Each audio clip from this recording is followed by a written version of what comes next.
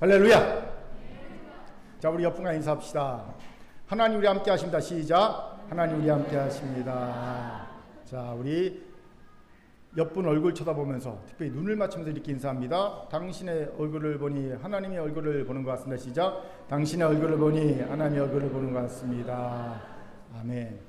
우리 유소년부 3학년 이상은 좀 당황스럽지요? 여러분은 이제 어른 설교를 들을 만한 나이가 되었습니다. 오늘 참으십시오. 참으면 목사님이 닭강정을 쏘도록 하겠습니다.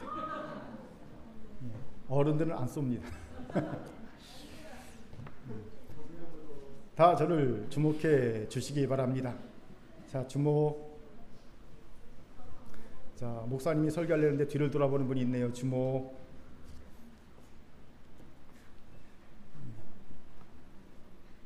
자, 우문현답이라는 한자 성어의 뜻을 많이 아실 겁니다.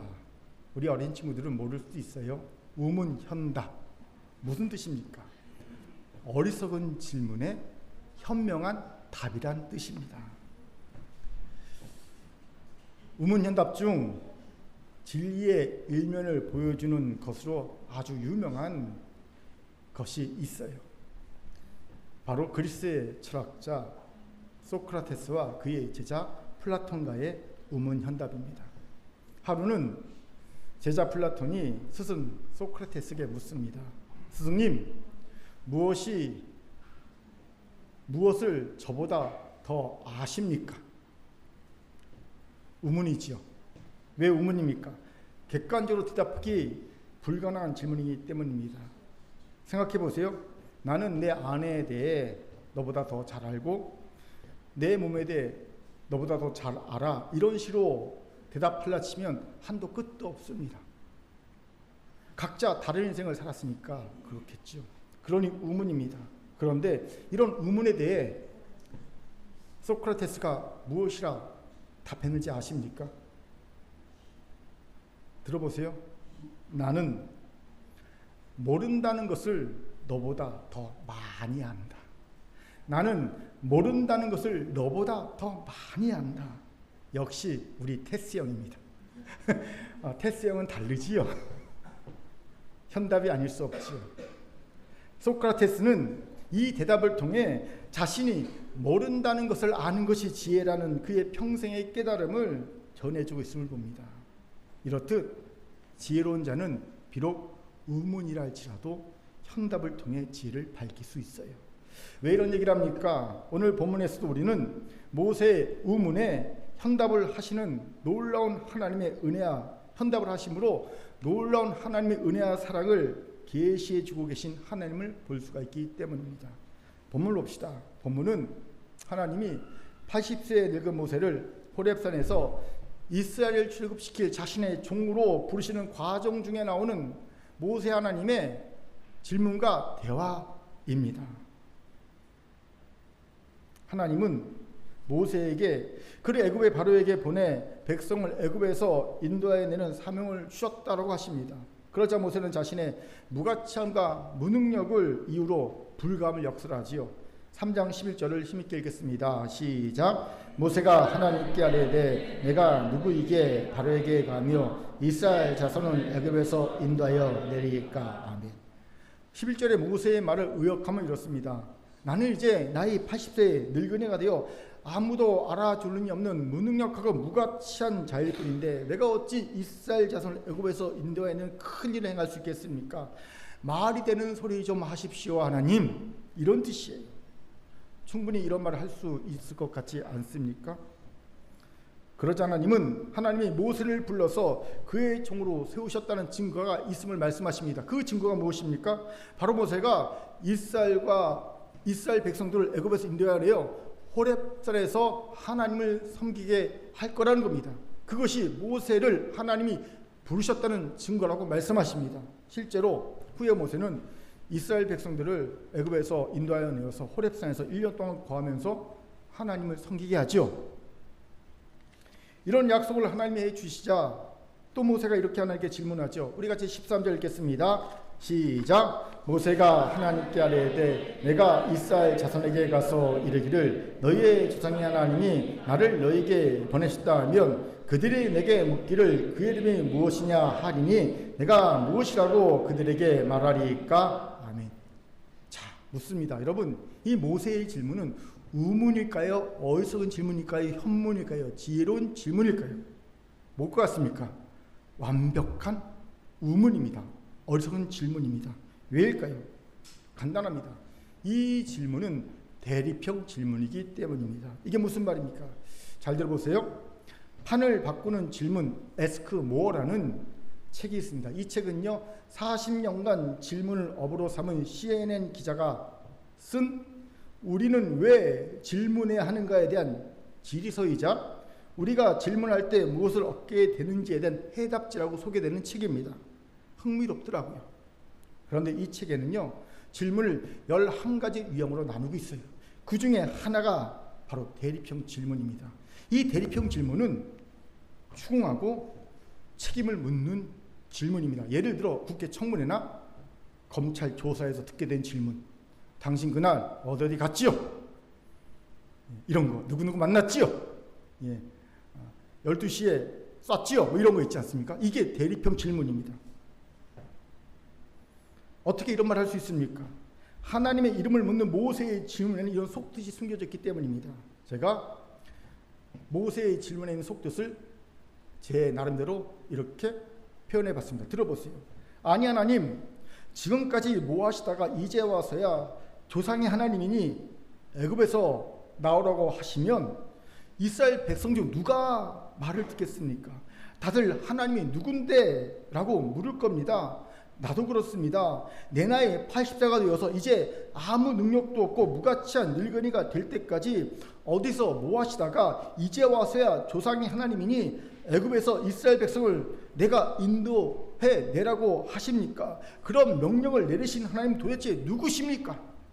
내가 이 상황을 뭐로 이해하고 뭐라고 이스라엘 백성에게 설명할 수 있겠습니까? 이것이 하나님의 이름을 묻는 모세의 질문에 담긴 속뜻입니다. 그러니 대립형 질문이 아닐 수 없지요. 그리고 하나님께 대립형 질문을 하는 것 자체가 의문 중에 의문입니다. 하나님을 추궁하고 당신 잘못했어요. 추궁하고 책임을 묻고 있는 것이기 때문이죠. 당신 책임입니다. 묻고 있는 것이지요. 그런데 안타까운 현실은 이런 의문 중에 의문인 대립형 질문을 우리는 꽤나 많이 하나님께 하고 있다는 거지요. 우리는 조그만 어려움이 닥치면 하늘을 보면 이렇게 말하지 않습니까? 하나님, 제게 왜 이러세요? 저도 많이 했고 여러분도 많이 한 건 아닙니까? 하나님, 도대체 제게 왜 이러세요? 대립형 질문입니다. 의문입니다. 여기서 놀라운 하나님의 하나님 되심이 나타나지요. 이런 의문을 던지면 제가 하나님이라면 짜증날 것 같습니다. 심하면 화가 날 것 같습니다. 그리고 짜증을 내거나 화를 내거나 아니면 그냥 무시해버릴 것 같습니다. 저도 종종 의문을 계속 던지면요, 카톡을 씹습니다. 일십합니다.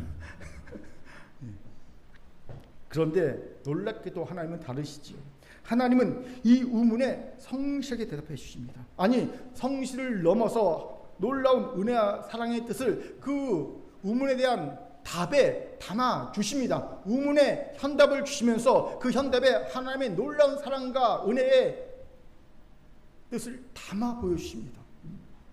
바로 오늘 우리가 집중적으로 묵상할 하나님의 답에 담긴 은혜와 사랑이죠. 우리 같이 하나님의 답을 한번 읽어봅시다. 14절을 읽겠습니다. 14절 같이 읽죠. 시작. 하나님이 모세에게 이르시되 나는 스스로 있는 자이니라. 또 이르시되 너는 이스라엘 자손에게 이같이 이르기를 스스로 있는 자가 나를 너희에게 보내시다라. 아멘. 15절도 있지만 사실 14절이 하나님이 의문에 답하는 현답의 핵심입니다. 하나님은 자신은 스스로 있는 자라고 모세에게 알려주시죠. 이 말은 그냥 나는 나다라는 뜻이에요. I am that I am. 나는 나다. 여기서 중요한 질문이 생깁니다. 목사님, 어떻게 나는 나라는 대답이 의문에 대한 현답이 될 수 있나요? 아니, 더 나아가 하나님의 은혜와 사랑의 뜻을 계시해주는 답이 어떻게 될 수 있습니까? 그 이유를 같이 살펴봅시다.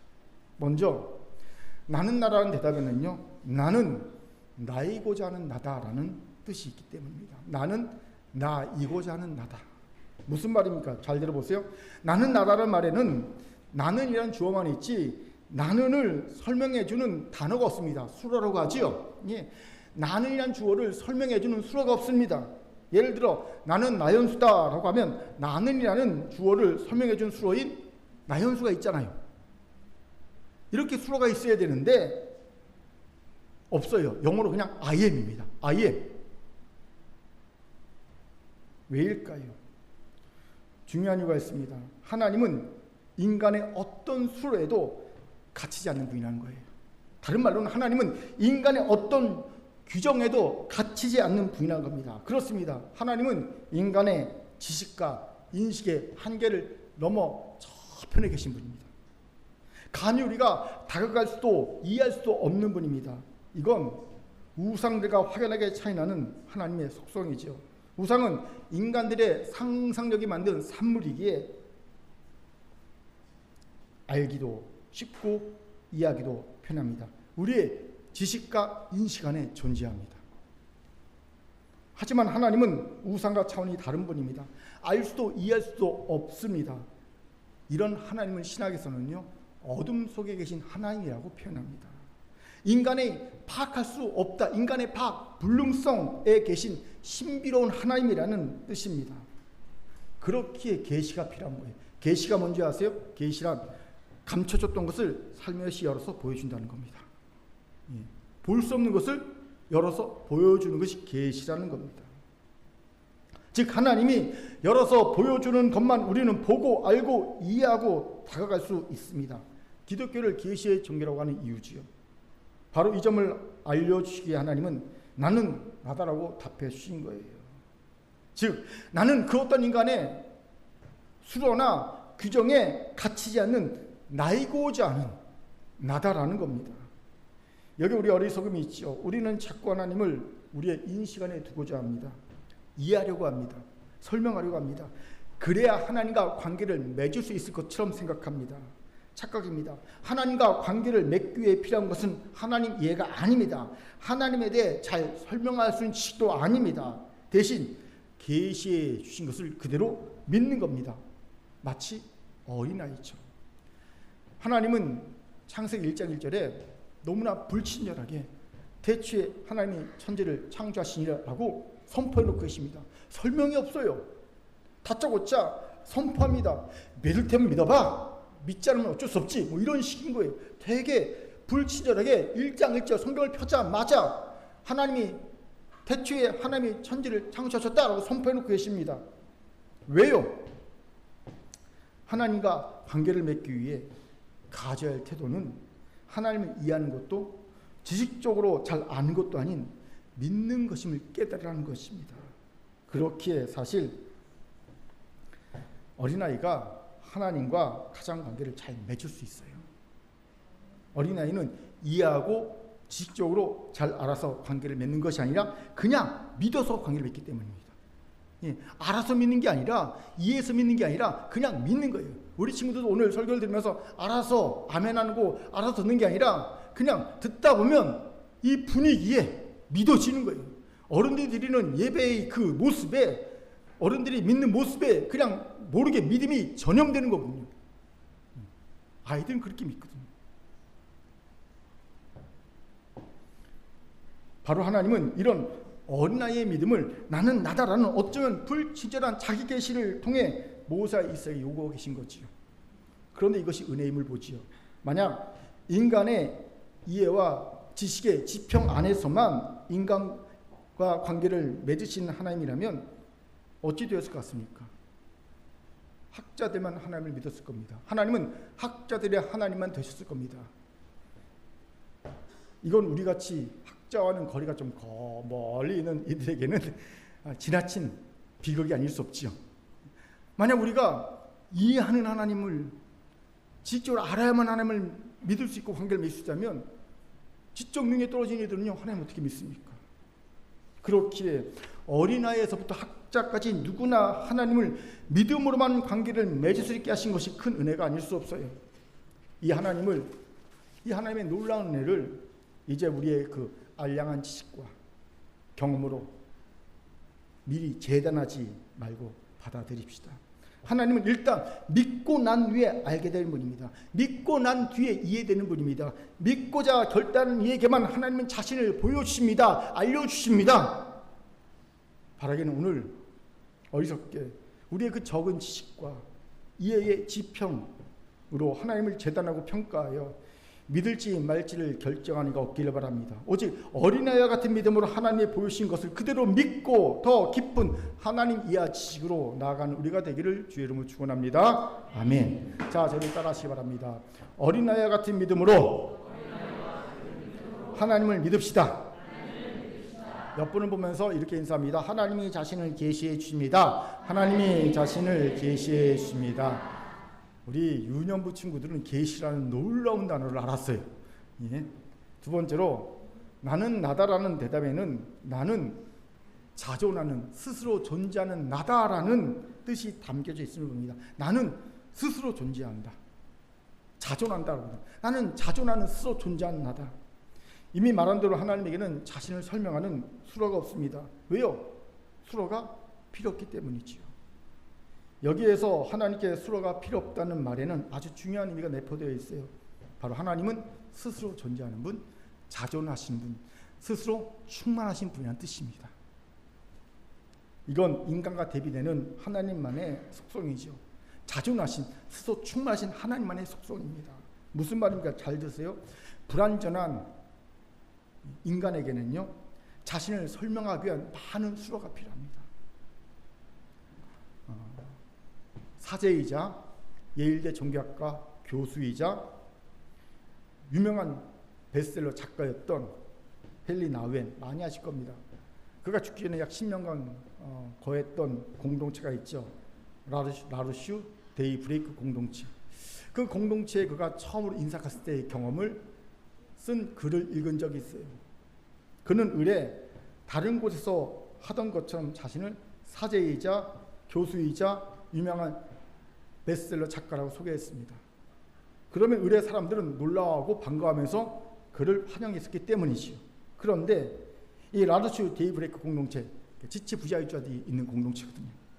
이 공동체 사람들은 그런 나우엔의 소개에도 불구하고 말똥말똥한 눈으로 계속 헨리 나우엔을 쳐다보는 거예요. 뭔가 더 들을 것이 있는 것처럼. 당황한 헨리 나우엔은 어색하게 헨리 나우엔입니다 라는 이름을 얘기하면서 소개를 마쳤습니다. 그러자 환한 웃음과 함께 뜨거운 환영의 박수가 터져 나오는 것이 아니겠습니까? 그때 헨리 나우엔은 자신의 실수를 깨달았다고 하더라고요. 이 공동체 사람들에게는 사제라는 직분도, 예일대 교수라는 존경하는, 세상이 존경하는 직함도, 베스트셀러 작가라는 명성도 아닌 그저 헨리 나우엔이라는 이름 석자만으로도 충분히 자기 자신을 환영하고 받아들일 사랑과 여유가 있었다는 거예요. 굳이 나는 이런 사람이고 이런 사람이고 이런 사람이 이런 사람입니다 라고 소개하지만, 자신을 소개하는 수로를 잔뜩 붙여야지만 환영받고 인정해주고 칭찬해주고 박수 쳐주는 그런 공동체가 아니라 그냥 헨리 나우엔입니다 한마디로만 받아들이는 공동체라는 걸 깨달은 거예요. 그러면서 헨리 나우엔은 자신이 오랜 시간 동안 자신을 설명하는 여러 수로들 속에 자신을 숨겨두고 살았으며, 심지어 그 수로들이 자신인 것처럼 착각하고 살았다는 것을 깨달았다고 쓰고 있음을 보았습니다. 이 고백이 저를 돌아보게 한 적이 있어요. 저도 그냥 나였습니다 라는 말로 저를 설명하기에 부족하다는 느낌을 가지면서 오랫동안 살았기 때문입니다. 그렇게 큰 교회를 다니면은 나연수 목사입니다 라는 수로를 붙였고요. 이것도 부족하면 제가 쓴 책이 무엇 있습니다. 이것도 부족하면 저는 어디에 사기를 했습니다. 이것도 부족하면 저는 어디에 사역을 했습니다. 자꾸 수를 붙였던 거예요. 바로 이것이 인간의 한계입니다. 우리는 불완전하고 부족하게 언제든지 수로가 필요합니다. 나를 설명하는 뭔가가 필요합니다. 하지만 하나님은 다르십니다. 하나님은 스스로 완전하신 분이십니다. 그렇게 하나님께 굳이 자신을 설명한 뭐가 필요하지 않습니다. 여러분, 우리가 하나님을 닮아가면 닮아갈수록 사실 우리에게도 그리스도가 필요하지 않게 된다는 걸 깨닫게 됩니다. 내가 닮아갑니까 하나님을? 그러면 깨닫게 된 것이 굳이 나를 설명한 수로가 많이 필요하지 않다. 이름 석자면 된다. 라는 걸 깨닫게 돼요. 제가 개인적으로 설교를 준비하면서 생긴 소원이 하나 있어요. 언젠가 저를 소개할 때 그냥 저도 나연수입니다 라는 간단한 소개만으로 충분한 이가 되었으면 좋겠다라는 소원입니다. 이 수준이 되면 참 삶이 단순해지고 내 안에 하나님으로 충만해져 있을 것이다 라는 생각을 하게 되었습니다. 아무튼 하나님은 나는 나다라는 현답을 통해 나는 자존하는 나다라고 자신을 계시해 주고 있음을 봅니다. 이것이 큰 은혜가 되지요. 왜일까요? 생각해 보세요.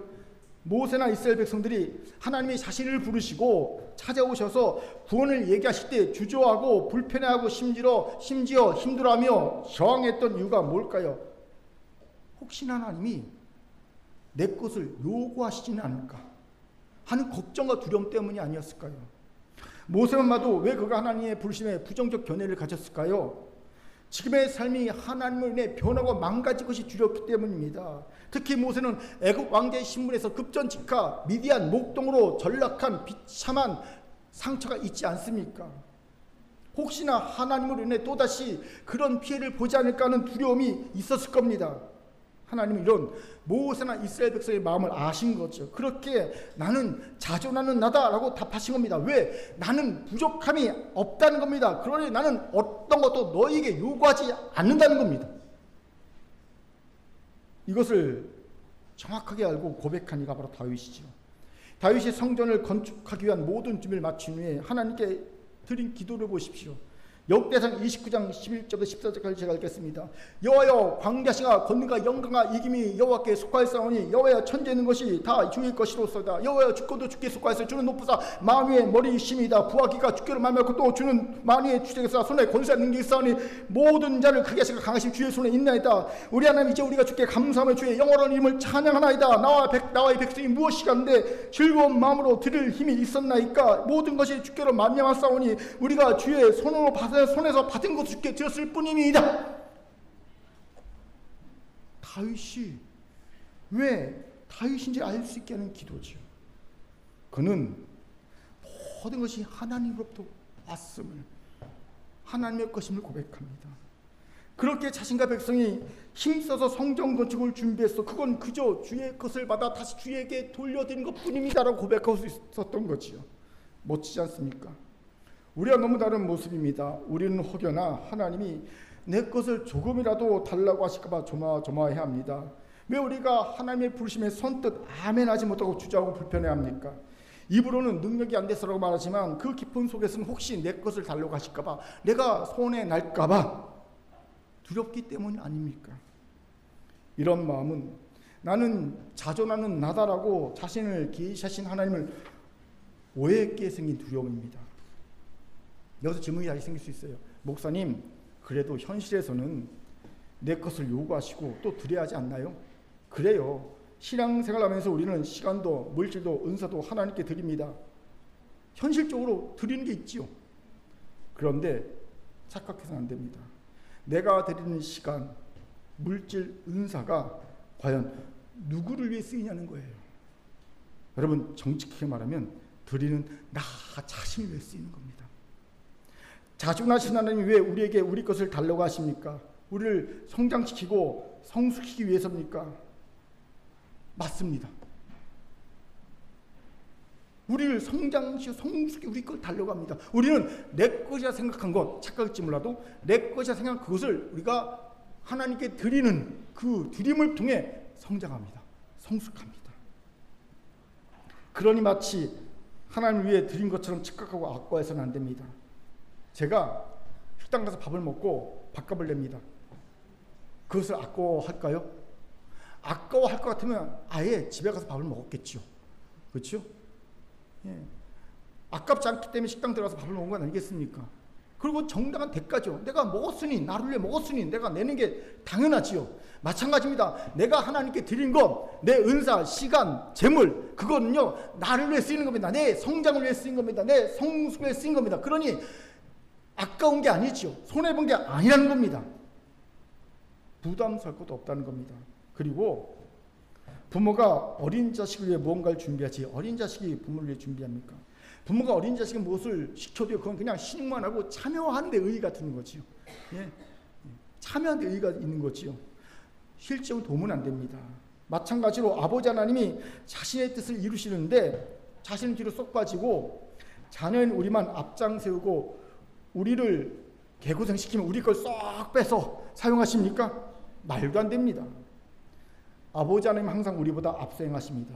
광야에서 행군할 때 구름 기둥으로 항상 이스라엘 백성들 앞장서 가셨듯이 선한 목자가 항상 양들보다 앞장서 가서 초장에서 독초를 다 제거하고 초장에 양과 염소가 먹을 만한 소금을 바위 틈틈에 뿌려놓고 그리고 들을 주변에 있는 들짐승을 다 쫓아내고 너무 많으면 울타리를 쳐주고 난 뒤에 양과 염소를 초장으로 인도하시지 선한 목자신 하나님은요 우리보다 앞장서 가셔서 우리를 위해 모든 걸 준비하시고 예비하시고 함께 하시는 분이라는 겁니다. 그냥 덜렁 우리만 앞세워 놓고 가게 하시고 나 몰라라는 것 그런 분이 아니십니다. 그렇게 제발 아버지 하나님께 오해를 푸십시오. 우리는 아버지 하나님의 부르심에 순종한다고 절대 손해보는 것도 억울할 일도 없습니다. 대신 우리는 성장할 겁니다. 성숙할 겁니다.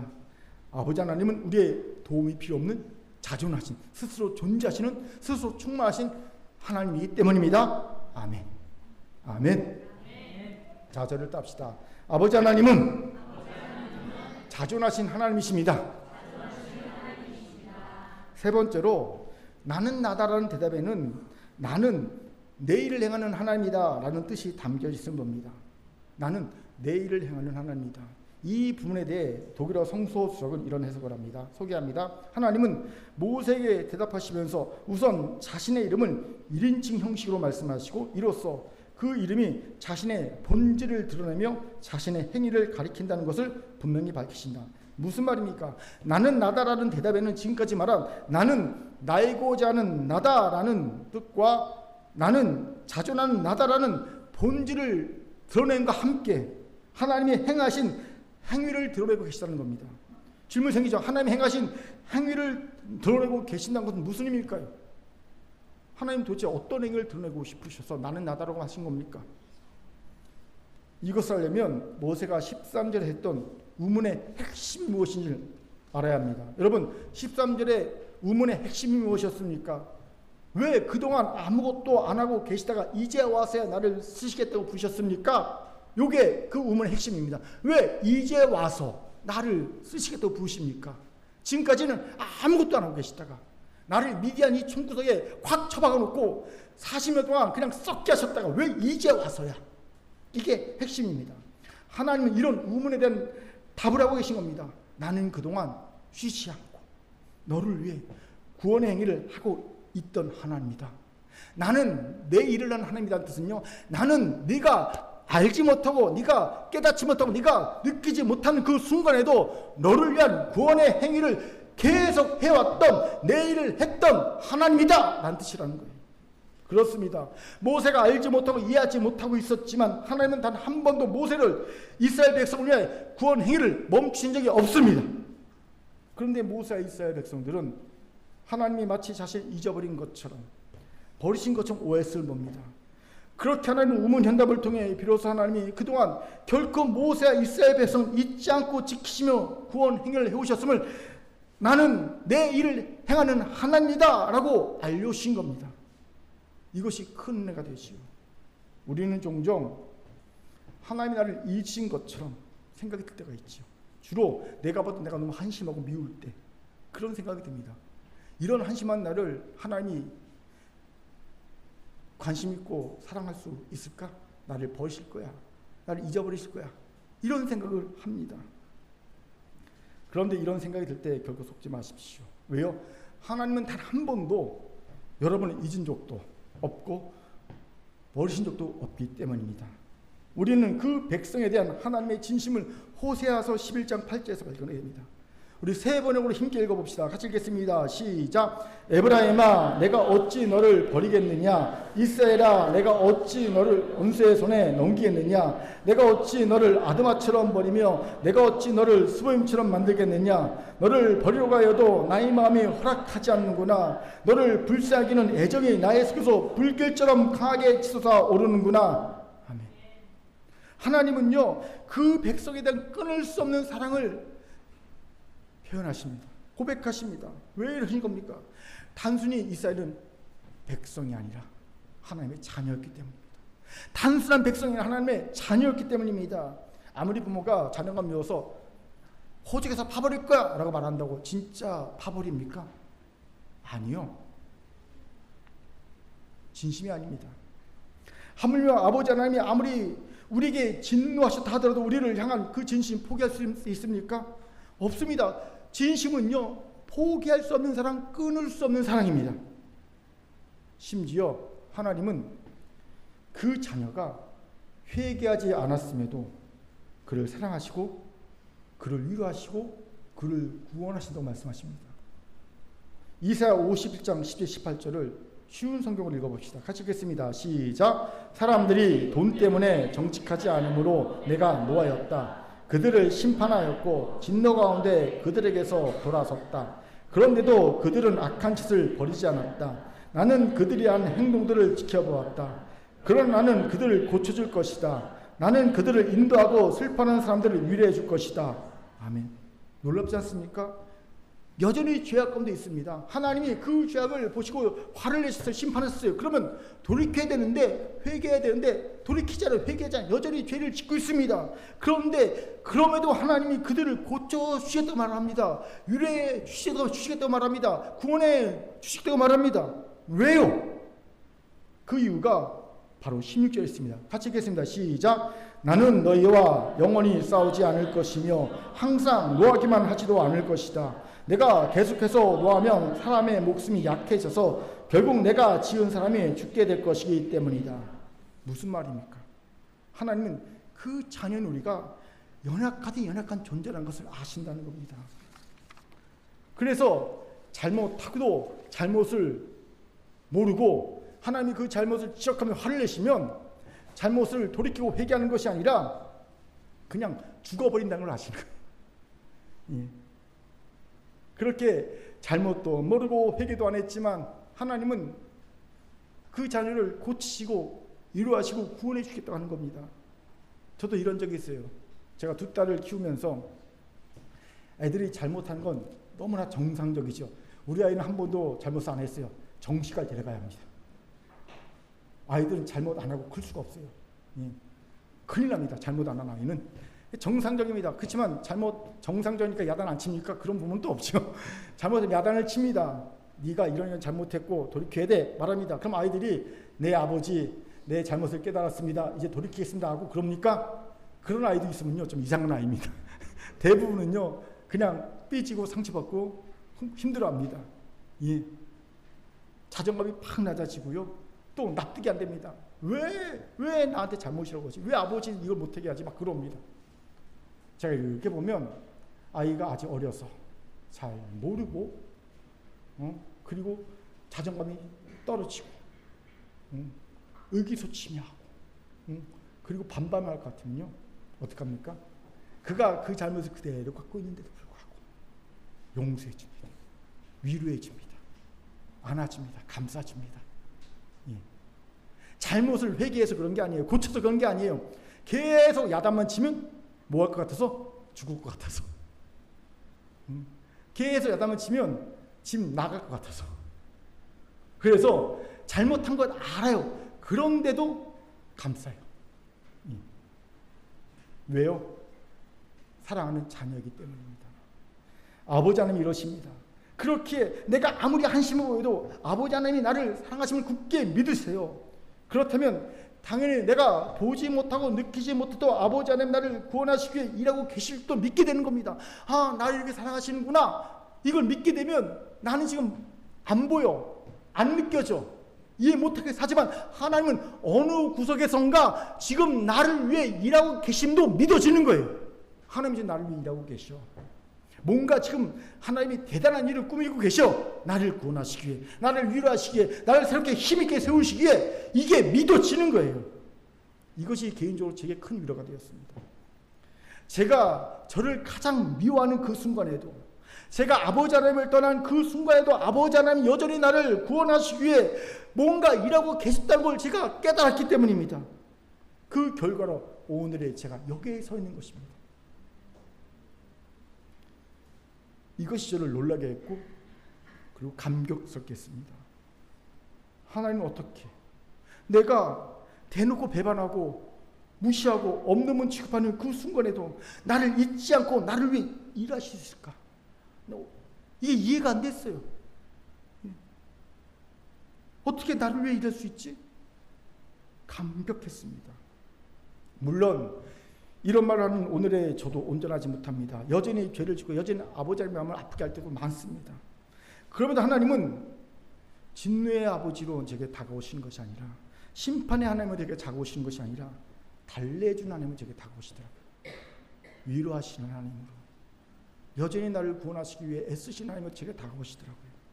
하나님은 우리의 어찌함과 우리의 어떠함과 상관없이 우리의 구원을 위해 일하시는 나는 나다라고, 나는 내 일을 하는 나다라고 말씀하신 하나님이시기 때문입니다. 이것이 우리의 구원의 근거가 됩니다. 우리의 의로움이 아닙니다. 우리의 노력도 아닙니다. 우리의 믿음도 아닙니다. 사실 우리의 구원의 근거는 나는 내 일을 하는 나다라고 선포하시는 아버지 하나님의 긍휼과 사랑이십니다. 그리고 아버지 하나님의 긍휼과 사랑이 가장 선명하게 나타나는 것이 바로 십자가입니다.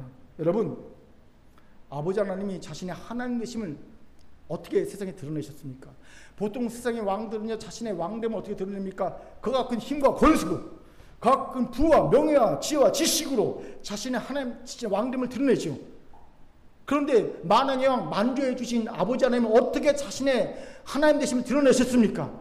놀랍게도 십자가에서 독생자를 인간을 위해, 죄인 인간을 위해 희생제물로 주심으로 자신의 하나님 되심을 드러내셨습니다. 이게 이해됩니까? 세상에 어떤 신이 자기가 만든 피조물을 위해 자기를 죽입니까? 자기가 만든 피조물을 위해 독생자의 십자가에 못 박혀 죽게 합니까? 어떤 신이 자신의 신됨을 드러내기 위해 자신을 인간을 위해 죽입니까? 그런 신 봤습니까? 세상 어떤 종교에도 없습니다. 오직 하나님만 자신 하나님 되심을 십자가의 사랑으로 드러내 보이셨습니다. 그렇습니다. 아버지 하나님은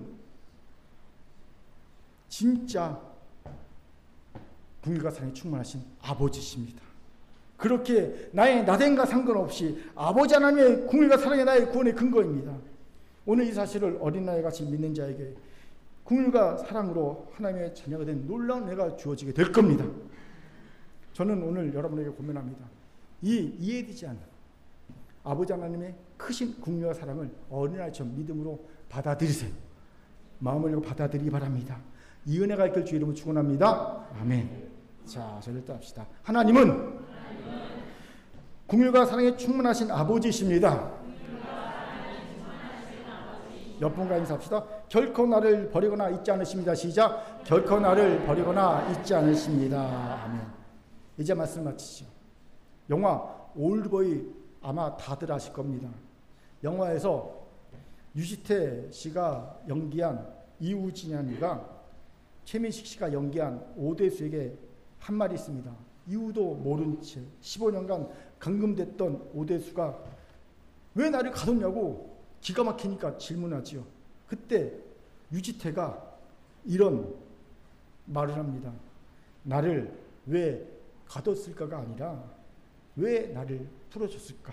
그것도 15년 만에 라고 질문을 바꿔야 한다고 답을 해줍니다. 즉 지혜로운 질문에만 지혜로운 답이 있다는 거지. 그렇습니다. 사실 우리가 사는 현실 세상에서는 우문현답은 거의 불가능합니다. 우문에는 보통 우문이 일반적입니다. 그렇게 우리가 사는 현실에서는 우답, 어리석은 답이 넘쳐납니다. 지혜로운 질문을 할 수 있는 사람이 거의 없기 때문이죠. 하지만 하나님은 다르십니다. 하나님은 우리가 본질상 지혜로운 질문을 할 수 없는 존재임을 아십니다. 우리는 본질상 어리석은 질문을 할 수밖에 없다는 걸 아십니다. 그렇게 하나님은 비록 우리가 우문을 할지라도 그 우문을 무시하지 않으십니다. 우문을 짜증내지 않으십니다. 우문을 화내지 않으십니다. 대신 그 우문에 현답으로 응답하십니다. 그리고 우리에게 하나님의 놀라운 은혜와 사랑을 보여주십니다. 계시해 주십니다. 오늘 말씀처럼 말이죠. 그렇기에 나는 나다라는 현답을 통해 계시해 주신 하나님의 큰 은혜와 사랑을 마음에 새기고 믿음으로 응답합시다. 무엇이었습니까? 첫째, 하나님은 하나님이고자 하는 하나님이시라는 겁니다. 인간의 이해와 지식의 지평 안에서 알고 이해하고 평가하고 판단할 수 있는 분이 아니라는 겁니다. 그저 우리가 하나님이 보이시는 것만 어린아이같이 믿고 알고 깨달을 수 있을 뿐임을 겸손히 고백해야 한다는 겁니다. 두 번째, 하나님은 자존하신 하나님이라는 겁니다.